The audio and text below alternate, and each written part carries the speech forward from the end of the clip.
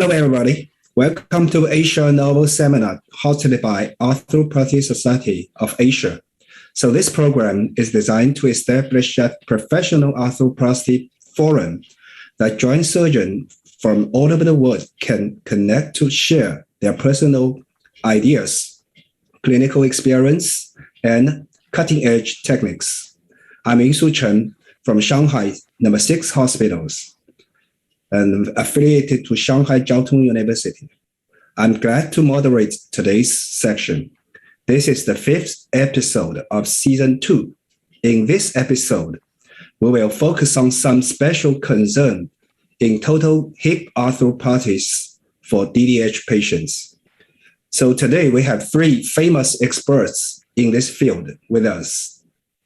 Dr. Min-Chun Yu from Kyung Hee University, Korea. Dr.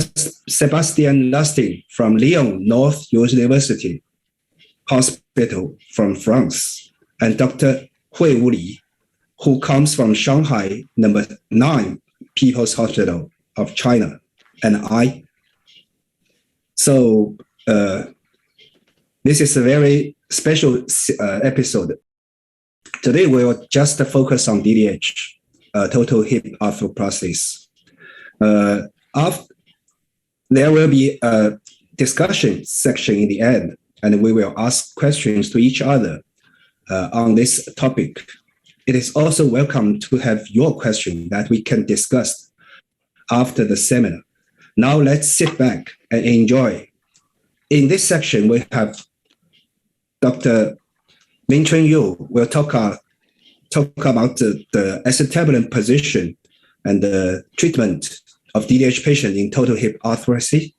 And we have Dr. Sebastian Lasting will talk about the rotational and leg length discrepancy management in DDH patient. And we also have Dr. Hui-Wu Li talk about the femoral osteotomy or not in high dislocated total hip arthroplasties. I will talk about the small technique, which is sliding trochanter osteotomy. So now the first speaker will be Dr. Min-Chun Yu. Dr. Chen, thank you very much for introduction of this seminar. I am very delighted to join this very special Asian Noble Seminar. This afternoon, I would like to talk about the cementless acetabular component fixation with acetabular medial wall osteotomy in DDH patient. You know, the total hip arthroplasty in DDH is very challenging. It's very, very problematic. That is the anatomic features, the small and the shallow acetabulum, inverted buoy shape and deformed acetabulum, and deficient entry and the superior bone stock, and abnormal location of the hip center. The key issues for the acetabular component fixation is how to cover the full bone stock and how to relocate the hip center and how to fix the cemented or cementless and how to improve the abductor movement arm after surgery.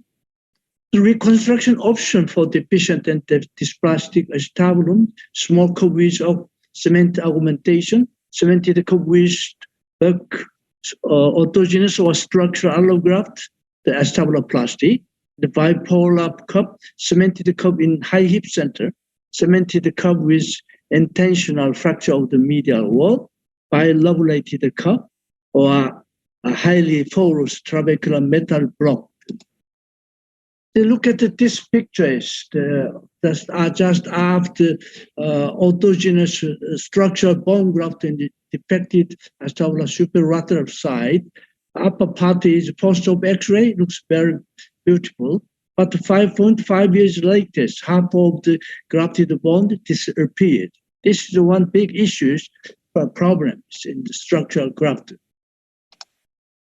This another situation is after fixation with acetabular component, 1 year later, we took the CT scan and look at this part, already medial wall disappeared. So bipolar cup is also very unstable. So high hip centers. So this is the picture after surgery in high hip centers. But look at many literatures, loosening and the revision rate very, very high.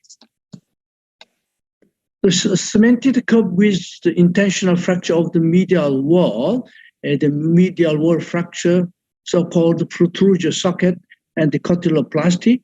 But these procedures, after cemented cup fixation, is very easy to medial migration of the acetabulum component. Meta-analysis from the 1989 to 2018, the acetabular cup fixation in DDH patient, cemented and cementless.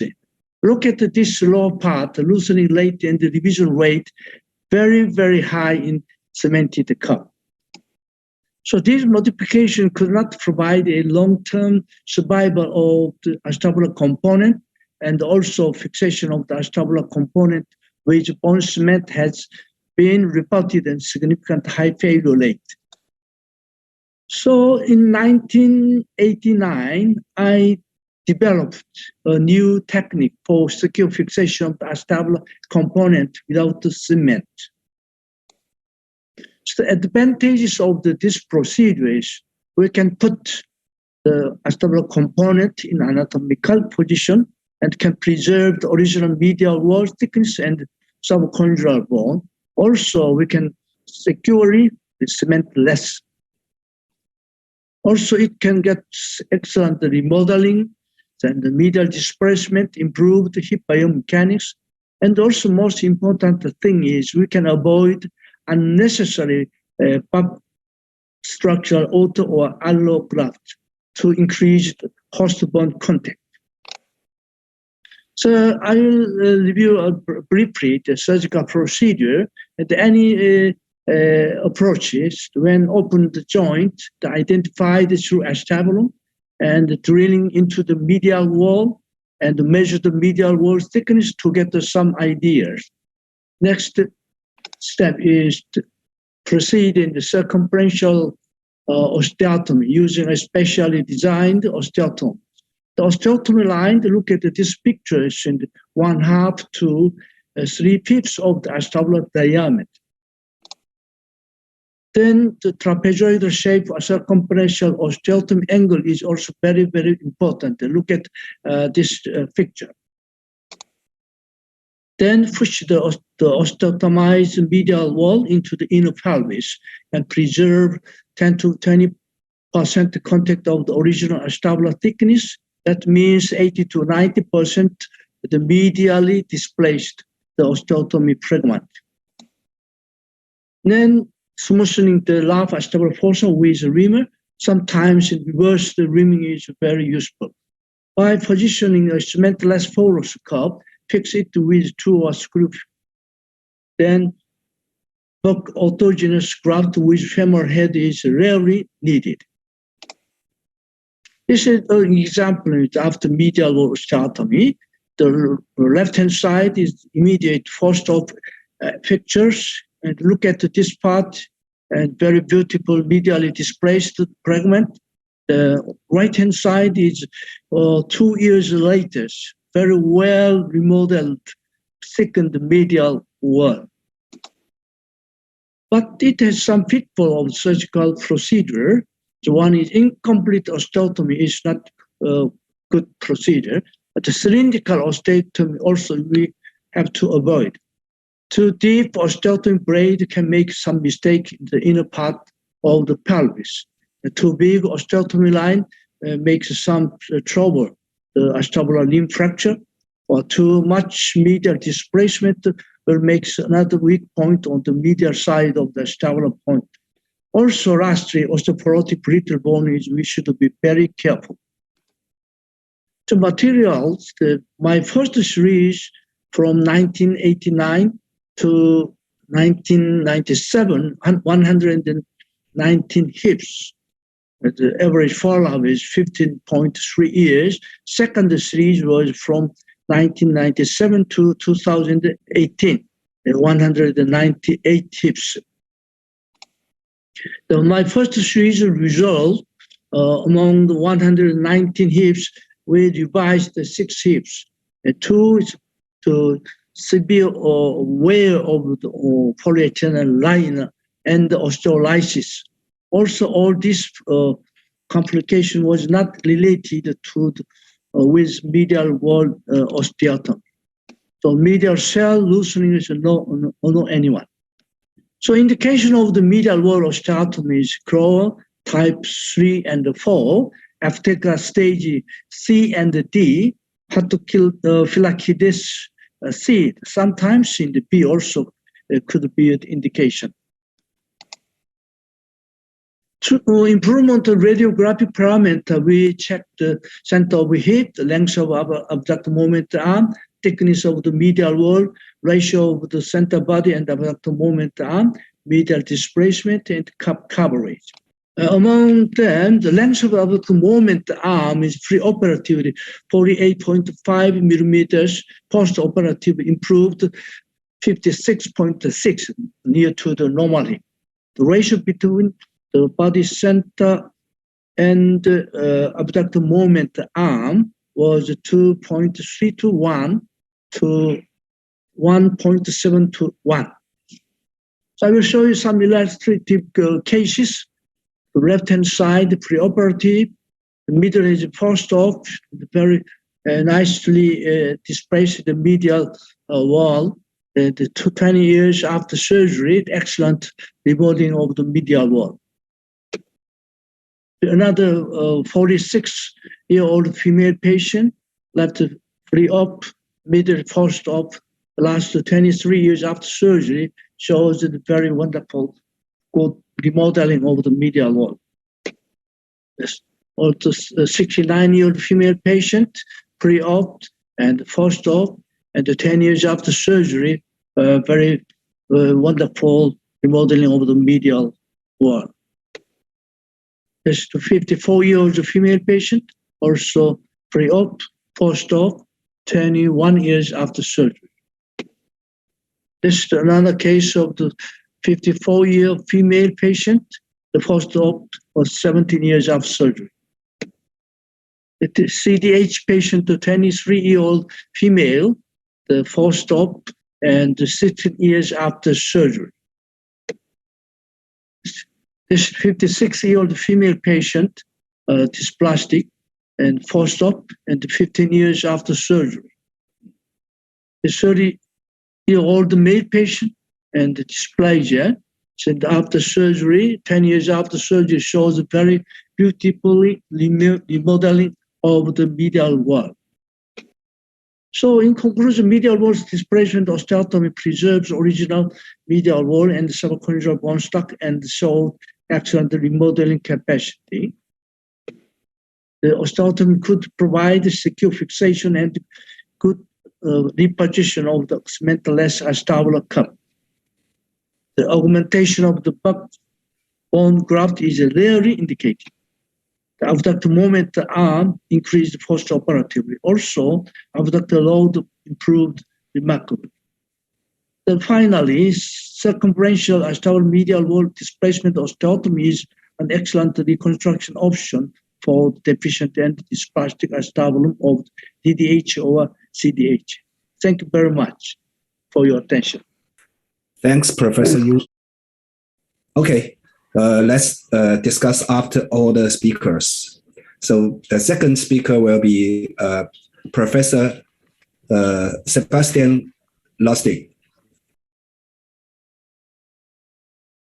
Thank you very much. It's a pleasure and an honor to be part of this great faculty and to have the opportunity to talk about our management for DDH in total hip arthroplasty. I'm Sebastian Lustig from Lyon, France. I have a few conflicts of interest and not related to that talk. So when we are talking about DDH, we know that a lot of challenges are facing us. On the acetabular side, it's been very elegantly presented by the previous speaker. We know that the options are several, and you have to face, the problem to get the cup in the right position. But I would like today to, focus on the femoral side, because you know that the situation can also be extremely challenging and you have several options to consider. The first thing, of course, as always, is the clinical examination. And this is why I would like to consider these two main problems with DDH, the limb length discrepancy and how to manage that, but also the rotational issue.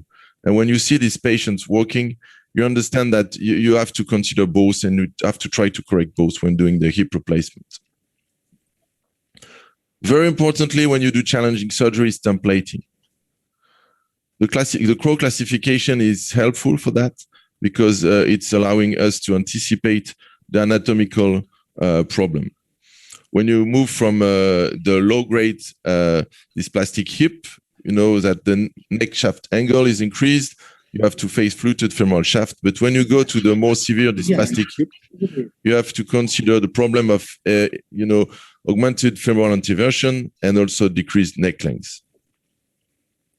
I like to use full-length X-rays because they show me a lot of the key parameters. They show me the limb length discrepancy, which can be bilateral. And then in that situation, I like to consider bilateral shortening osteotomy to make it easier to reduce the hip and also without the thought of inducing post-op limb length discrepancy. In case of unilateral, the risk of excessive length is very important, as I'm going to show you with examples. And especially if you are anticipating lengthening of more than 3 to 5 centimeters, you know that the sciatic nerve can be in danger. Pelvic tilt as well is very important to consider, and also in a secondary stage, the varus or valgus deformity of the knee. I like to use two additional exams. The CT scan is very important to understand the femoral anteversion of the native hip and how to correct that if you have to. And also EOS, it's a very elegant low-dose radiography, which allows us to get a good idea of the limb length and also of the femoral anteversion. So these two options are interesting to plan the surgery. Bending views, I like to use them to see if there is a reducibility of the functional lumbar scoliosis that you have to face in this situation. And in this situation, it's a fixed lumbar scoliosis. I would advise you to consider not correcting completely the limb length discrepancy. So now that we know the challenges, what are the surgical options? The first one for me is to choose the right stem, because most of the time you have to face small hips with limited bone stock and very narrow medullary canal. Regarding the femoral shaft, it's a fluted femoral shaft, so you have to consider using reamers to have access to small sizes of femoral component, which can be a challenge in Europe. You have to have this plastic stem available. I like to use them, and also custom-made stem can be useful. How do you fix anteversion? With cemented stem, it's not so difficult. Also, the Wagner stem are also useful for that. You can correct the version. Cylindrical stems, you can use them and correct the version quite easily as well. Modular stem, probably one of the easiest option. And also custom-made stem can correct the version as well. Then finally, the osteotomy, and we're going to have a few talks about that topic today. And in this situation, you have to consider using longer stem to bypass the osteotomy. So let's see this situation. We all know that this is not what should be done. We should get the cup in the right position. And then you're going to create a limb length discrepancy. You're going to increase the length of the limb. So how do you manage that? Number one, you have to know how to do proper soft tissue release. On the gluteus maximus, you can detach the wing of the ilium. You have to consider the psoas, the linear aspera, and also to perform an appropriate capsular resection. Then the shortening osteotomy, and that's the purpose of my talk today. Different way to perform it. It's very interesting in case of a high dysplastic hip when they're irreducible. And again, it's going to decrease the tension on the sciatic nerve if you consider lengthening more than 3 to 5 centimeters. And also avoiding post-op excessive length. So which options regarding the shortening osteotomy? And I will show you the options we are using in France, and you will see we've used several ones. Number one is the trochanteric osteotomy. It's a sliding of the trochanter, and when you've done remove the proximal part of the femur. Or you can do this subtrochanteric like this. It's a cylindrical osteotomy. You use the bone as a graft, and you perform the primary fixation around the longer stem. It's been described also in a different team in Lyon. And also this is a variation of this with a chevron-like osteotomy, trying to add some primary stability of the osteotomy, and you bypass in this situation with a longer stem. Other options is to perform the osteotomy at the diaphysis. This is the transfemoral approach. It was the historical one with longer stem. My favorite option with a short stem, and you perform the osteotomy just distal, and you use also the bone as a bone graft. And this is an option used in Greece with a distal femoral osteotomy. So you see several options to discuss and to consider. In addition, if the history of the patient, you have some childhood osteotomy like this one, you have also to consider the overall deformity and using additional osteotomy to correct that. So regarding the results of this series, there's no real comparison of those techniques in the literature. We do have our experience that we reported with 33 hips with this technique of diaphyseal osteotomy. It's a cylindrical subtrochanteric one. The main shortening was around 34 millimeter, as you can see, but we went up to 70 millimeter. The main issue we had was dislocation, 9% of dislocation. Non-union, we had some, but we could fix them with additional bone grafting. And the survival rate at 12 years was, I would say, satisfactory considering the challenging situation. The main problem we had was the version. That's why I like to mention not only lib legs discrepancy, but also how to correct the anteversion. And we recommend not exceeding 55 degrees of combined anteversion. Surgical options have to lower the cut of the femoral neck, to use dedicated stem to control that, to control the version in the osteotomy, which is probably what I would advise to do. And also we're using for all of these patients dual mobility cup to control the dislocation risk. Just a few examples. This young man, you can see here with the lib leg discrepancy of 6 centimeters. You can see here how he was walking just before the surgery. You can see here very narrow intramedullary canal, challenging case to use a regular stem if you compare with the normal anatomy. Then you can see the pre-op planning. As I mentioned, you can see the X-ray and here the CT scan showing not too significant anteversion. So here it was mainly a problem of lib length. So we use usually posterolateral approach, perform the cup positioning. Then we use femur rimming. As I mentioned, the intramedullary canal was very narrow. Then you can see the shortening osteotomy, very simple with the bone graft, and then the fixation with the plate. You can see here the typical post-op X-ray with a dual mobility cup, additional screw fixation, and here the shortening osteotomy. Second option, as I mentioned, if you had the previous childhood osteotomy, here you have to consider performing a chevron type osteotomy to correct also the angulation, and then add this is a cemented stem. Final case, bilateral DDH, growth 4. You can see the pre-op CT scan, and here we manage this case bilaterally with the subtrochanteric type osteotomy, longer stem, dual mobility cup. This one was cemented in a metal cage to try to reach appropriate fixation. And this is the 10-year follow-up X-ray on the left-hand side. So in summary, this is challenging surgery. As I mentioned, high risk of complications for us, especially dislocation. I like to focus on the pre-op planning, very important to anticipate, use the appropriate stem. I like to consider femoral osteotomy, and I showed you my favorite two favorite options here. And now for all of this case, we use dual mobility cup. Thank you very much for your attention. Okay, thanks, Dr. Luster. It's very great ideas. We can control the leg length discrepancy, or also control the rotational instability for the DDH patients. And the third speaker will be Professor Lee, who will talk about the high dislocated DDH patient in total hip arthroplasty, femoral osteotomy or not. Please, Professor Lee. My topic is total hip for high dislocation DDH patients, femoral osteotomy or not. We all know total hip for high dislocation is a technical challenges. And for biomechanical reasons, we have to put the cap in the anatomic position, but the soft tissues will limited reduction. And one of the popular methods is the femoral osteotomy, including the greater trochanter osteotomy, greater trochanter slide osteotomy, and Professor Chen will introduce us for a moment. And the lower femoral neck osteotomy, and combine the greater trochanter and the lower femoral neck osteotomy. And another one is the subtrochanteric osteotomy, etc. And we all know the popular ones is the subtrochanteric osteotomy for the high dislocation, and the transverse, step cut, oblique, the double chevron. And in our hospital, most of the surgeons will choose subtrochanteric osteotomy, and we have a good results.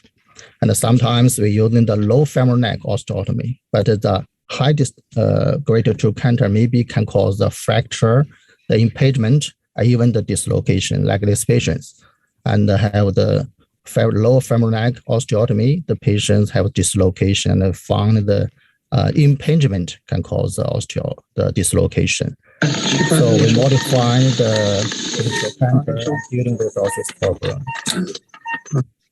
And so we have combined the greater trochanter osteotomy with the lower femoral neck osteotomy, can dealing with the impingement and the dislocation, like this one. The femur was pulled distally.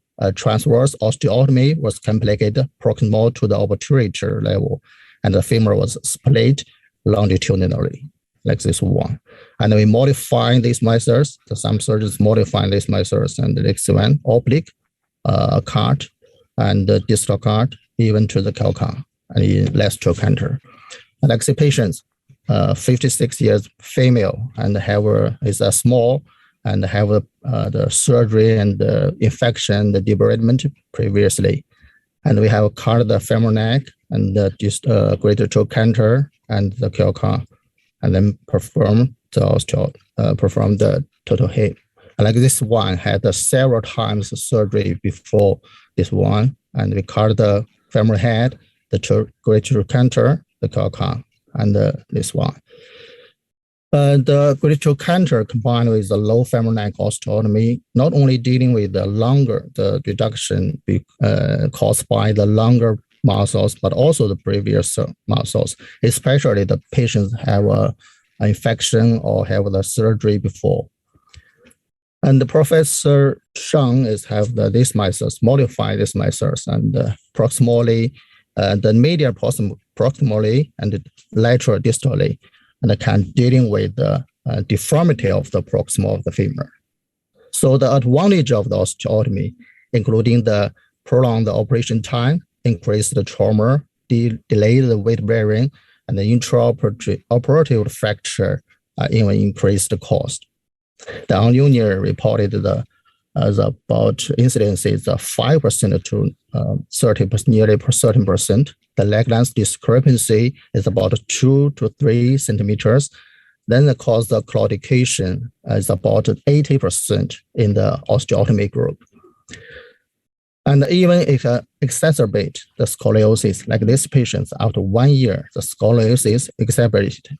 So some surgeons prefer the non-operable osteotomy, and that needs extensive soft tissue release, including the adductor, the greater maximus, the rectus femoris, and rarely the sartorius and the hamstring. Like this one, the authors reported the intramedullary nail retractor, and before the surgery, 2 or 3 weeks. And the Professor Lai reported the iliofemoral distraction using the external fixator prior to the total hip. And the Professor Yang reported the inject the recordum before the surgery, before the retraction. Our method is DDH, direct leverage using the Hoffman retractor. The first step is that the tip of the retractor was placed on the bone above the pelvis, and the stem of the retractor passed over the shoulder of the femoral stem. The second, the chief surgeon leverages the shoulder of the femoral stem downwards using the retractor. The third, the assistant maintains the continuous retraction on the lower limb with knee flexed. Last, when the femoral head was level to the level of the cup, the femoral head will spontaneously fall into the cup. This is why this patient is 56 years old female. We leverage the shoulder of the strap into the cup. And the spine of the patient must be flexible, like this patient. And 1 year after, the spine becomes straight. And the patients have surgery after 1 year. They walk very well. And this one, no subtrochanter osteotomy, 1 year after, it works well, like this one. And have the bilateral high dislocation. We perform the total hip without osteotomy. The disadvantage of the non-osteotomy is the high technical requirements and the longer rehabilitation process. And another one is the pelvic obliquity and the relatively long length after surgery, especially in 1 year, and aggravated knee valgus and femoral nerve palsy. Like this one, the pelvic obliquity and the relatively significant lengthening of the leg extremity occurred after surgery. And so in these patients, the spine must be flexible. Then another one is the strain, the acetabular band can cause the knee intervalgus and external rotation. Another one is the nerve palsy. And we found whatever the femoral shorten osteotomy or without or with, the nerve palsy, the incidence is nearly 4%. But in our studies, we compared the curve between the total hip with or without femoral nerve, femoral osteotomy, 22 to 22, and the 3 femoral nerve palsy in total hip without osteotomy and 0 in with osteotomy group. So our method is the pelvic was divided to 5 parts. The mild to moderate high dislocation means the migration of the femoral head is more than 1/5 of the pelvic height, but less than 2/5 of the pelvic height. And the extremely high dislocation means the migration is more than 2/5 of the pelvic height. So if the spine is flexible, the knee and the migration of the femoral head is in the mild to moderate dislocation, and we will perform without osteotomy. If the migration is higher, extremely high dislocation, and we will perform the osteotomy. During the surgery, our method is the smallest of the trial stem is inserted in the femoral cup, and the assistant put the leg distally. If there's less one prosthetic femoral head for the reduction, the Hoffman retractor will be used. If there's more than one prosthetic femoral head for the reduction, the shorten osteotomy will be used. So total hip with osteotomy or without osteotomy have their own indications and advantages. Total hip without osteotomy was associated with a lower incidence of limp at the end of follow-up, but it has slower and more difficult rehabilitation and a high incidence of the reversible nerve palsy. So we must be prudent to make our choice. Okay, thank you. Okay, thanks, Professor Lee. Okay, then I will talk the last topic. Hello, everybody. My topic will be the starting trochanter osteotomy in total hip arthroplasty for high dislocated DDH patients. I'm Yinsu Chen from Shanghai Jiao Tong University, number 6 People's Hospital. Just as the previous speakers talked about, in DDH patients, sometimes we need shortening osteotomy. So when we need shortening osteotomy, the first one, if we cannot reduce the total hip arthroplasty without shortening osteotomy, we should do the shortening osteotomy. The second, if there is bony leg length discrepancy, which means we have different femoral length or different tibial length, maybe we should shorten the femur to get equal lower leg length. And the third, just as the Dr. Lustig talked about, if we have a fixed pelvic obliquity, do the shortening osteotomy to obtain equal functional leg length and to reduce the limiting.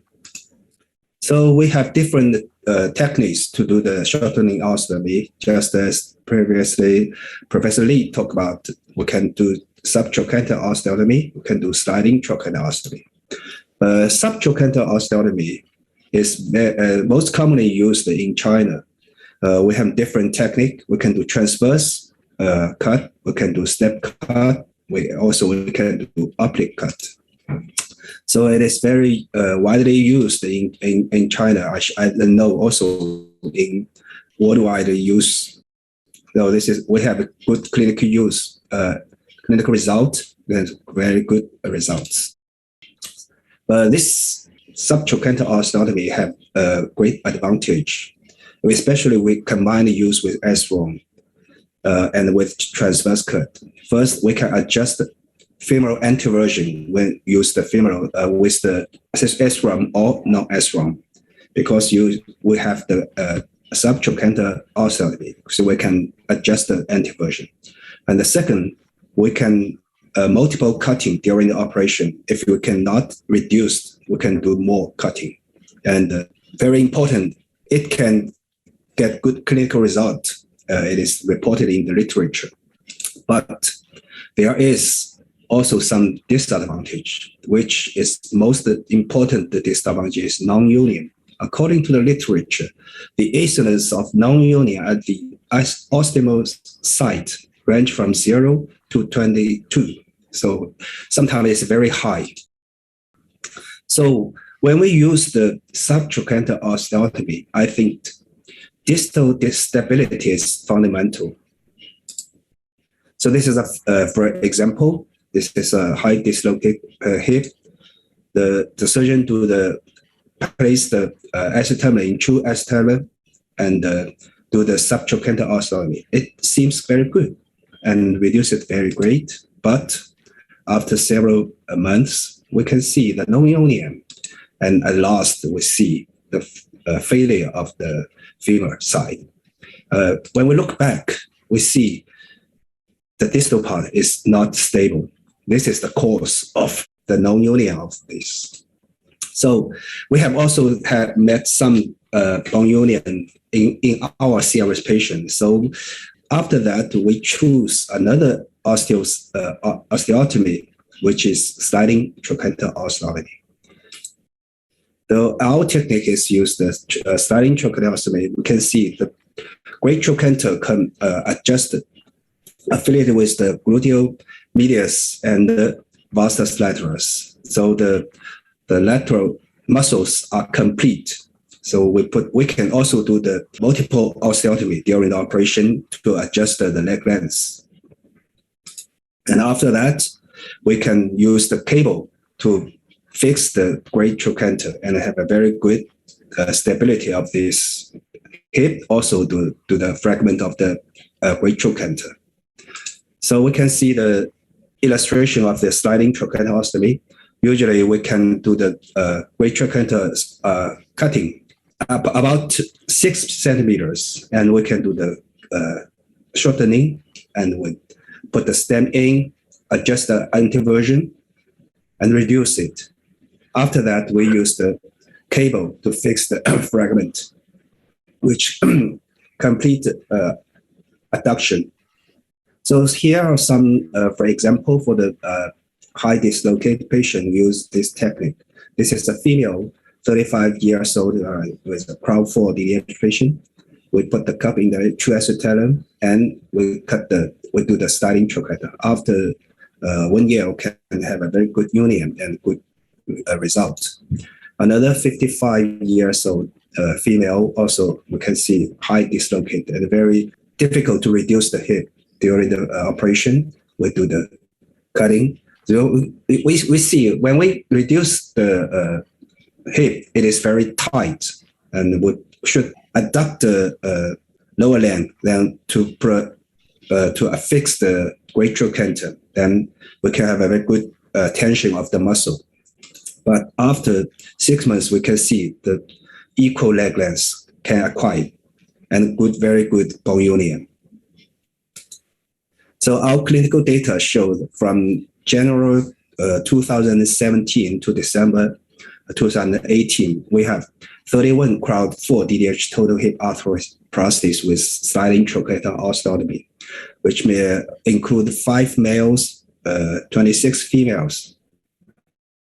The average age was 55 years old, and pre-operative leg length discrepancy is about 4.5 centimeters. And the average intraoperative shortening is about 2 centimeters. Hip score improved very great. So there is one non-union of great trochanter osteotomy with no reoperation needed. So take-home message. Transverse shortening osteotomy with S1 is a simple and effective way in total hip for high dislocated DDH patients. And when you use this technique, distal stability is fundamental. If you cannot get very good distal stability, additional plating may be helped, just like Dr. Lustig talked about. And another technique, sliding trochanter osteotomy, may be an option, and our early result is satisfactory. Thanks for your attention. Do we have any question about our previous speakers? We can discuss something.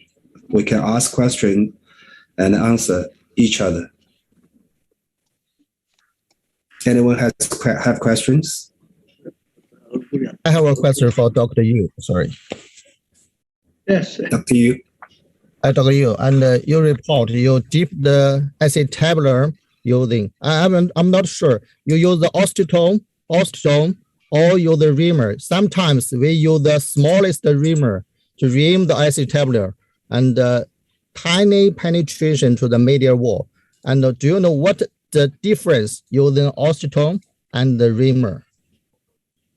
Yes, I think the reamer size is also important, but more important things before reaming, you have to check the limb of the acetabulum, how intact and strength is enough.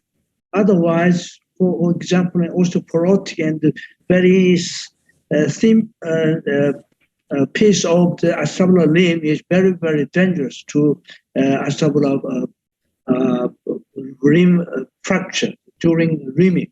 So I mentioned in my slide, sometimes depend on the situation or the bone quality, reverse reaming is more safe. Okay. I have a question to 3 speakers. All they mentioned about the trochanteric osteotomy. So trochanteric, subtrochanteric, and the sliding osteotomy. But in most cases, I think it's the proximal osteotomy is very reasonable and safe. But sometimes it's very, very thin and narrow, the femoral canal. It's very difficult to insert cementless stem. In that cases, we have to use the cemented stem narrow. But in that situation, it's not easy to get subtrochanteric osteotomy. So in that situation, I prefer to use the distal osteotomy. It's very simple and safe. Only disadvantage is the extension of the surgical incisions. But also, you mentioned the non-union rate around 12% or 5 to 29%, depend on the literature, or 22%. But in my distal shortening osteotomy, I didn't have any non-union or problem. So what do you think about these issues? I agree absolutely with your comment, and that's why I showed some example with the distal osteotomy. I have the same feeling than you, that sometimes the intramedullary canal of the proximal part of the femur is extremely narrow, and it's really difficult, to enter a normal, let's say a normal stem, and if you consider using the distal osteotomy, I agree with you. It's simple. You just need to use the right fixation method, and that's why I like the modern plate with the locked-in screws. I think they're really stable, and then I just use a dysplastic stem, cementless stem for the proximal femur, and it does make this surgery, I think, easier. So I agree absolutely with your comment, and this is one of my favorite options. I personally haven't this experience of the distal shortening of this femur, but I see the literature report this result is good. But my concern is, if we do the distal shortening, is it easy for us to reduce the hip? Professor Yu? Yes. I think if we do the distal osteotomy, we can preserve proximal geometry, and during the stem fixation, we can get ideal the anteversion of the stem. But only shortening in the distal side, with the very simple is we don't disturb the anatomic orientation in proximal and distal. Only thing is extension of the surgery, also additional procedure on distal part. So during the rehabilitation, we don't allow the full weight wearing more 1 month to compare with subtotal cantary. My concern is most of the surgeons, they prefer to use the proximal osteotomy. Also, it is very useful. And in one operating field, we can do everything. But you mentioned also in your presentation is non-union rate, not small, and 5 to 25% or 22%, depend on the papers. So it is not easy. We have to do the second procedure either way. So even we do like that, I think my preference is the distal osteotomy is more safe, and during one procedure we can finish the operation. But also depend on the situation. I think sometimes we have to choose the distal osteotomy.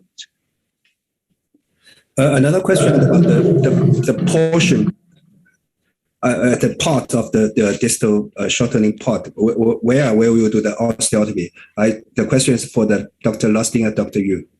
If you do the distal cut, where is the position of the cut? Before to decide the osteotomy site, I think first we measure the length of the stem. So after insertion of the stem, we have to mark the tip of the stem is where the femoral shaft. From there, and I used to pour a hole proximally and distally, the compression plate. So we have to leave at least 4 hole proximal compression plate length from the tip of the plate. Also, otherwise, sometimes even we measure it like that, it's impossible. So we cannot insert the screws in the far distal and proximally. So in that situation, only we use the 3 screws and additionally the circulatory wire, the proximal part. So, Dr. Lustig? I have to question Dr. Lee. You mentioned about the non-osteotomy stem fixation. Very, very looks very nice, but I think very risky. So, after surgery, when we visit the ward, the patient could extend their leg or ankle.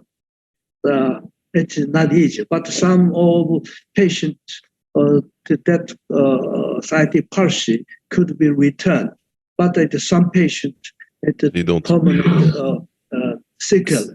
So I think also all of us if we met like that, complication is very hard of the surgeon's mind. So we cannot explain what has happened for the patient. So to avoid that kind of complication, as I'm not sure, so you didn't mention about the procedure. During surgery, always you explore the sciatic nerve and every steps. You monitor the sciatic nerve tension. Yes, I totally agree with you, Dr. Yu. And, the non-osteotomy is relatively dangerous for the nerve.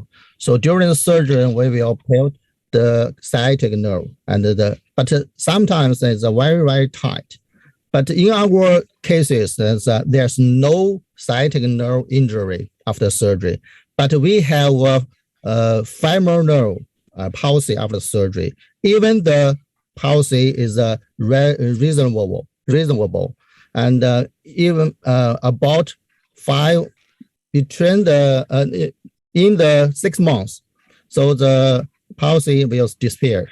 We think during the surgery, so if the height dislocation is not very high, it's just only mild dislocation, total dislocation, but the migration is 1/5, less than 1/5 of the pelvic height. And this case, we will do the non-osteotomy. Otherwise, we will do the osteotomy, and they will save. Also, you mentioned in your slide to avoid sciatic nerve palsy and external fixator, applied external fixator after surgery, after then gradual extension to avoid the sciatic nerve palsy. But my question is, what is your indication like that applied external fixators after fixation of both acetabular side and the femoral side? Like this one, just left side, and if the dislocation is not very high, just only 1/5, and we will do this one. But there's no make sure that the indications for will do the osteotomy or not. And the last one, during surgery, we reduce the hip and we put the femoral head. If the one femoral prosthetic femoral head is for the reduction, we will do this one, the non-osteotomy. So we will adjust during surgery for without or with to do the osteotomy. So to avoid the sciatic nerve palsy, the subtrochanteric or either any osteotomy is inevitable to shorten the femoral length. But I think after we do like that, even the fixation as stability is excellent, but it is unavoidable, the shortening of the length. So even though patient doesn't complain the pain, and the limping is unavoidable, but some patient is very, very complain some discrepancy of the both leg. So not osteotomy, non-osteotomy surgery is also good procedure. But have you had any experience to keep in the same length, leg length, after surgery, finished all acetabular fixation and the femoral fixation? Then I don't reduce to avoid the sciatic nerve tension and close the old wound. Then at the word, I apply the skeletal traction and the gradual traction. Then finally we can get reduction, like the close reduction of the hip dislocation, even in the traumatic or other situation. I had about 20 cases of experience like that. It was very not easy, but patient also additionally 1 week or 2 weeks to have to the traction device. But they finished all procedure. So both leg is equal. They are so happy. But only I had 20 cases, but not enough for the number of patients. But I'm not sure any of you to keep the same equal leg length. Do you have any other different option or ideas? Chen or Lee or Leslie? I totally agree with Dr. Yu. Actually, we have a classification of the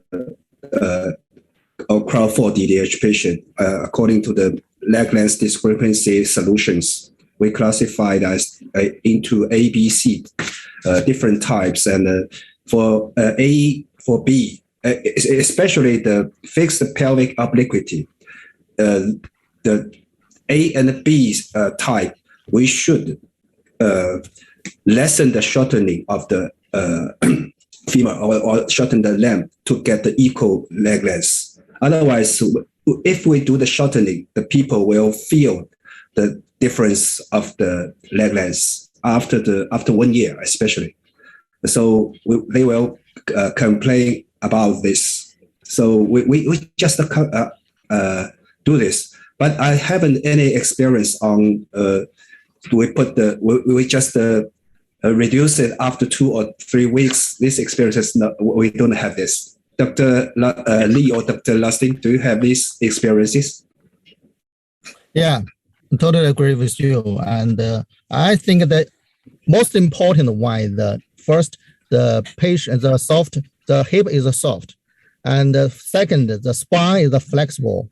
And third, the patient is relatively young. Usually it's 20, 30 degrees. If the patient is years old, if the patient is more than 50 years old and the degeneration of the spine, the degeneration may be available, don't choose the non-osteotomy.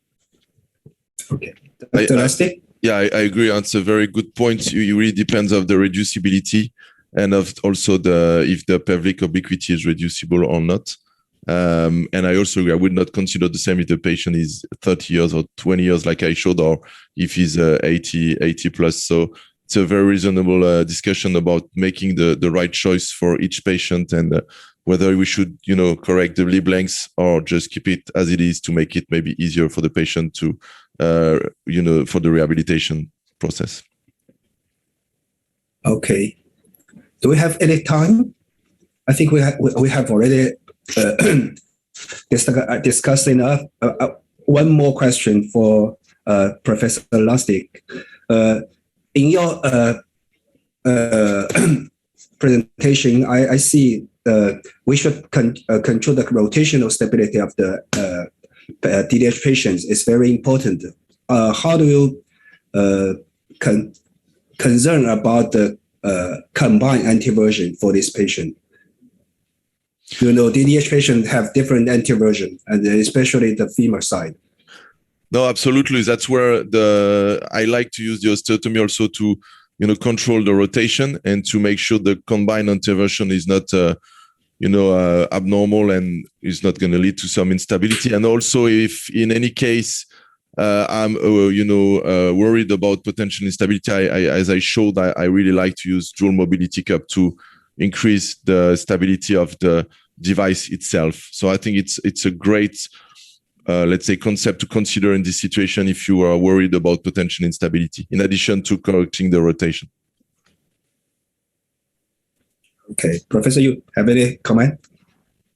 I did not comment. Only my one question is after osteotomy and either trochanteric, subtrochanteric, how do you use the post-operative rehabilitation? For example, it's full weight bearing time.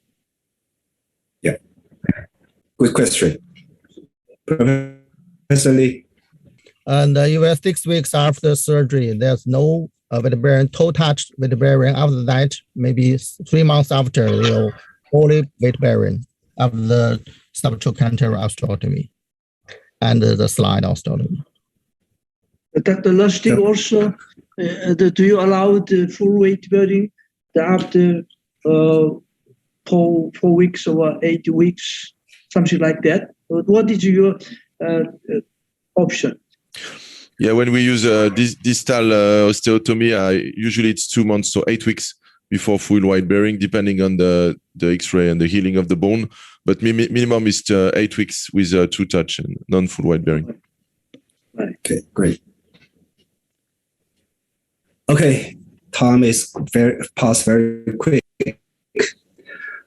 It is time for a brief conclusion for this episode, since we have 1 hour has passed. Thank you for all your contribution. Would you everybody just say some take-home message? Professor, you first. Also, through the video symposium, I really enjoyed. Also, I learned a lot of your experience. Also, I really hope for in the future, under the Asia ASIA umbrella, we continue like this in the educational the seminar like this to give more information for young doctors. I really enjoyed this meeting. Thank you. Thank you. Dr. Lustig? Yeah, I will echo these very nice comments. I learned a lot. I enjoyed this time. It's very nice to have this focused talk on a very specific topic. And I think this is an excellent educational tool. And I'm looking forward to the next episode. Dr. Lee? Yes, it's a very good time for us and learn a lot from Dr. Yu, Dr. Last, and Dr. Chen. And then I know the disadvantage and the advantage of the osteotomy and the non-osteotomy. So I learned a lot, and thank you very much. Okay, at last, I would like to thank Arthroplasty Society in Asia for providing us the opportunity to participate in this online seminar. We had a very nice talk.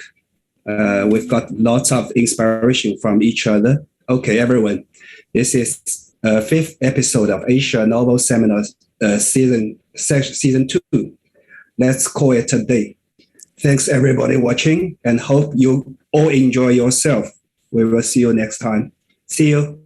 See you. Bye. See you. Thank you very much. Bye.